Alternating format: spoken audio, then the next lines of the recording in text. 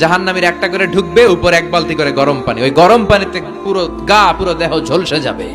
এরপরে ফেরেশতারা হাতুড়ি নিয়ে দাঁড়িয়ে থাকবে, পিটানো শুরু করবে। পিটাতে পিটাতে মাসেল গুলোর হাড্ডি গুলো থেতলে যাবে।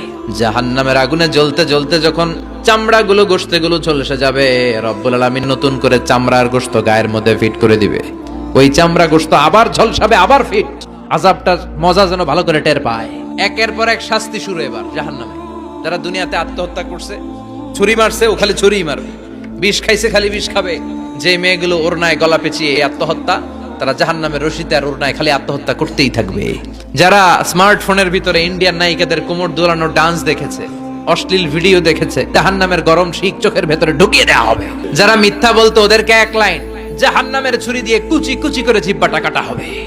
অন্যের জমি মেরে খেয়েছে এরকম ডাকাইত তাছাড়া নাই, 7 জমিন ওর কাঁধে তুলে দেওয়া হবে। এবার কারে কর গিবত করে চগল খড়ি আছে না নাই, তাদেরকে আল্লাহ জাহান্নামের তামা দিয়ে নখ বানায় দিবে, আগুন ঝরবে ওটা থেকে। নিজেরা নিজের গালের গোশত আর বুকের গোশত টেনে কুড়ে কুড়ে খাবে। ওদের ব্যথার চিৎকারে পুরো জাহান্নামটা থারথার করে কাঁপে। যারা যাকাত দেয় নাই, জাহান্নামের টেকো সাপ, যেই সাপ কামড় দেওয়ার সাথে সাথে দেহটা নীলাভ, 70 গজ জামিনে ঢুকে যাবে। আবার সাপ ওখান থেকে ছোবল দিয়ে বের করে পা থেকে পেঁচাতে পেঁচাতে কোমরে একটা টাইট। পারবেন সহ্য করতে? আল্লাহ জাহান্নাম থেকে তুমি আমাদের বাঁচাও।